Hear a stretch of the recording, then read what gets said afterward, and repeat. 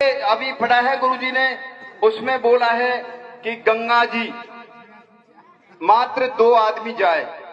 मेरा तो निवेदन ये रहेगा कि तीसरे की बैठक के अंदर भोजन नहीं है, आप लोगों ने कह दिया है, लेकिन गंगा जी की जहां बात आ रही है तो गंगा जी में हम जावे ही क्यों?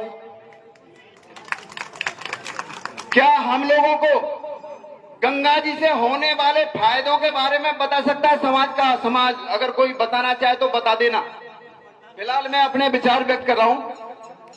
गंगा जी के अंदर आपको अगर जाना ही है तो आप जो है हमारे गांव के नजदीक में जो भी नदियां बह रही है, अपने परिजनों के या दिवंगत आत्मा की अस्थि विसर्जन करने हैं तो नजदीक में जो नदी है उसमें आप जाकर के सम्मान पूर्वक अपनी अस्थियों को विसर्जन कर दें।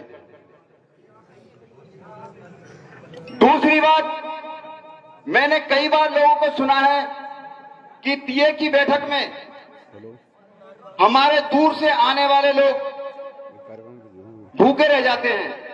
मेरा निवेदन रहेगा कि एक समय ऐसा फिक्स कर दिया जाए कि हम लोग 12 बजे से 1 बजे के बीच में ही हम लोग जो है पुष्पांजलि अर्पित करेंगे। हमारे समाज के कितनी भी दूर से 12 से 1 के बीच में पुरुष महिलाएं नहा धोकर खाना खा करके उसमें सम्मिलित हो सकती है और मात्र 2 घंटे का प्रोग्राम रखे। 2 घंटे के बाद में यानी लगभग 3 बजे हमारा कार्यक्रम तीये की बैठक का फ्री हो जाता है। हम 3 बजे के बाद में कहीं भी जा सकते हैं, दिल्ली तक भी जा सकते हैं।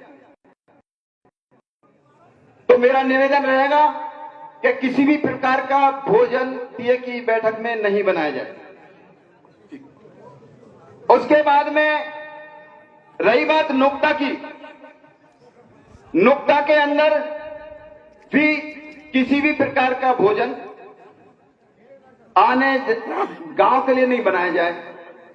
जो अपनी बहन बेटी है उनके लिए, परिवार के लिए अगर पगड़ी रस्म करनी है तो समय पर 3 बजे 4 बजे ये सारी बातें हो गई। अच्छा साहब जी, तो मेरा एक निवेदन जरूर रहेगा कि एक मिनट यार, मैं एक दिन निवेदन करूंगा कि हमारे समाज की कई जमीनें बिक चुकी है और ये उदाहरण रहा है कि हमने जब भी जमीन को बेचा है या तो तिया, नुक्ता, धर्म, गंगोल यात्रा के लिए बेचा है। क्या हमारा कोई एक उदाहरण बता सकता है कि मैंने मेरी बच्चे की पढ़ाई के लिए, उच्च शिक्षा के लिए मैंने कर्जा लिया है, जमीन बेची है? नहीं बता सकता। तो मेरा निवेदन रहेगा कुरीतियों को छोड़े, बहुत अच्छे पॉइंट रखे हैं, कुरीतियों को छोड़े और अपने परिवार के बच्चों की पढ़ाई पे ध्यान दे। अगर मैं अमीर हूं तो मेरा भाई गरीब है तो मैं उनके बच्चों को भी पढ़ाने का प्रयास करूं, ऐसा मेरा मानना है। जय भीम, धन्यवाद। धन्यवाद सम्मानित फौजी जी। और अब क्या इस पर चर्चा होनी चाहिए और समय सम्मानित मेघराज जी। हेलो, अब जय भीम नमो विद्यार्थी। तब मेरा समाज से निवेदन है कि अच्छे नियम बनाए और इसको फॉलो करना चाहिए। और ये नियम आज से नहीं, 40 साल पहले से बन गए। हम छोटे से समाज की पंचायत हुआ करती थी, मानने वाला अब भी मान रहा है, नहीं मानने वाला तो अब भी नहीं मान रहा।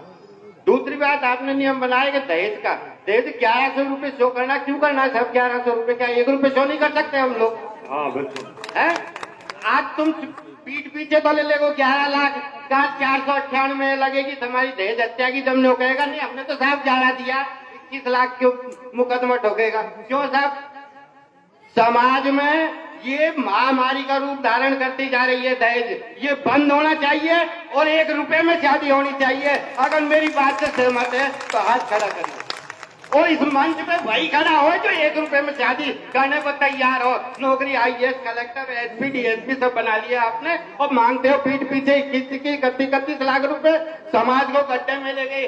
कर्मचारी लोगों ने, मेरी समाज के कर्मचारियों ने पीठ मुड़ के नहीं देखा कि मेरा भाई पत्थर फोड़ रहा है।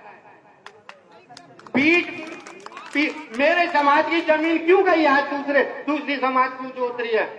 इसीलिए जोत रही है क्योंकि पीछे जो मुड़ के नहीं देखा, मेरा एक भाई रह गया गरीब, उसको साथ लेके नहीं गया।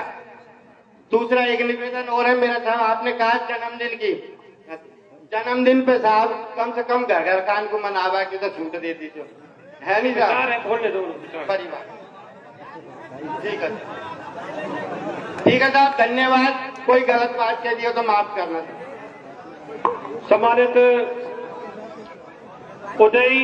उदय थिल से हमारे बीच में पहुंचे सम्मानित छुट्टन लाल जी, आपसे मेरा अपील है कि आप कम समय में 2 मिनट में आप अपनी बात रखेंगे। उदय से सम्मानित छुट्टन लाल जी जो श्री मीठालाल पटेल के सुपुत्र है, आपसे अपील है कि 2 मिनट में आप अपनी बात रखेंगे। 1 मिनट में 2 सेकंड दूंगा, मात्र 2 सेकंड। एक तो मेरी समाज माता से, वक्ताओं से मेरा ये निवेदन है कि जो पॉइंट जिस वक्ता ने एक बार सुझाव दे दिया तो उसको कोई दूसरा वक्ता सुझाव के रूप में पेश नहीं करेगा।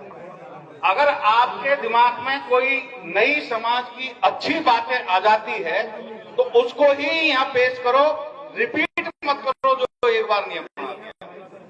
दूसरा, लिखने वाला कोई है क्या? एक और सुझाव है समाज से, अगर समाज मानती हो तो, और विशेषकर मैं सपोर्ट रहा तहसील के कर्मचारी, क्योंकि कुआं में मोटे के कर्मचारी से मेरा कोई दबाव नहीं है भाई। कर्मचारियों, हमारी सपोर्टर तहसील में राज्य सरकार में बहुत नौकरी कर रहे हैं और हर महीने के रिटायरमेंट प्रोग्राम हो रहे हैं। तो अगर आप में है कहीं समाज के प्रति लगन, तो आप रिटायरमेंट के दिन जो डीजे फीजे में खर्च कर रहे हो, अरे किसने बंद किया? उसकी जगह आप रिटायरमेंट के दिन बैरवा धर्मशाला के नाम 21,000 या 11,000 या 51,000 की रसीद कटा दे, जैसे आपका नाम बहुत बड़ा चढ़ेगा, न कि आपका डीजे बजाने से चढ़ेगा, न आपका फटाखा। अगर आपने रिटायरमेंट के 40 करोड़ है, उनमें से अगर 51,000 भी आपने बैरवा धर्मशाला के लिए दे दिया तो आपकी 7 पीढ़ी आने वाली बच्चे है नहीं, वो उसमें अध्ययन करेंगे,